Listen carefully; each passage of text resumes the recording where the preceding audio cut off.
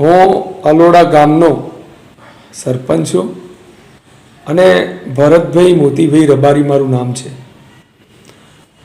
હું ફૂલ કબૂલ કરું છું કે મહેસાણા એસપી,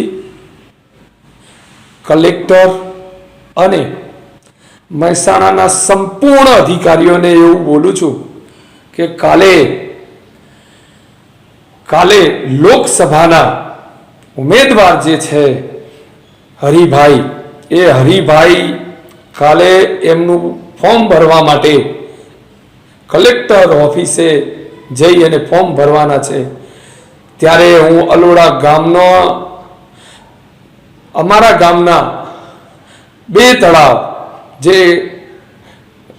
1942 થી અત્યાર સુધીમાં મૂળ તળાવ જ છે અને કલેક્ટર ઓફિસે અમારો હાઈકોર્ટના ઓર્ડરથી ગામના નાગરિકો બે જણને મૂળ કેસ કરેલો છે ને એ કેસ ભાઈ ચાલી ગયો છે અને કલેક્ટર સાહેબે પણ એવું કીધું છે કે ભાઈ હરેક ગામમાં આવી પંચાયતોના આવા લોકો હોય તો કોઈ પણ માણસ ગૌચર કે તળાવ યા ગામમાં કંઈ પણ ભ્રષ્ટાચાર થાય નહીં. આવું આખા રાજ્યમાં જો આવી પંચાયતો, આ મારા શબ્દો નથી, મહેસાણા કલેક્ટર સાહેબ નાગરાજન સાહેબના શબ્દો છે. એમ છતાં પણ અમને નાગરાજન સાહેબે છેલ્લી તારીખમાં 4/4 સ્પષ્ટ કીધું કે ભાઈ તમને 10 દિવસમાં તમારા ઘેર ઓર્ડર આવી જશે.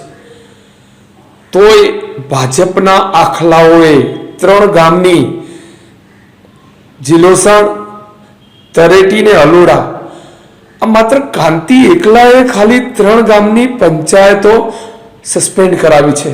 અને સુરતમાં હું ભાજપનો જ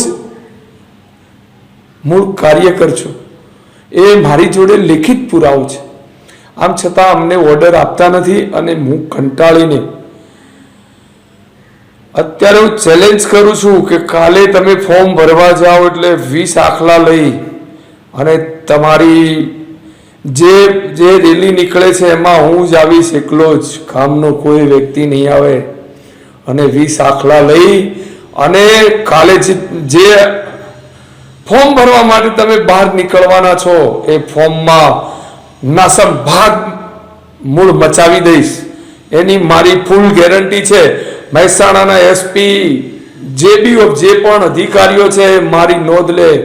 હું મામલતદાર ઓફિસને લોક મારેલા છે અને કલેક્ટર ઓફિસ પણ ગાયો બકરા લઈને મૂળ ગયેલો છું.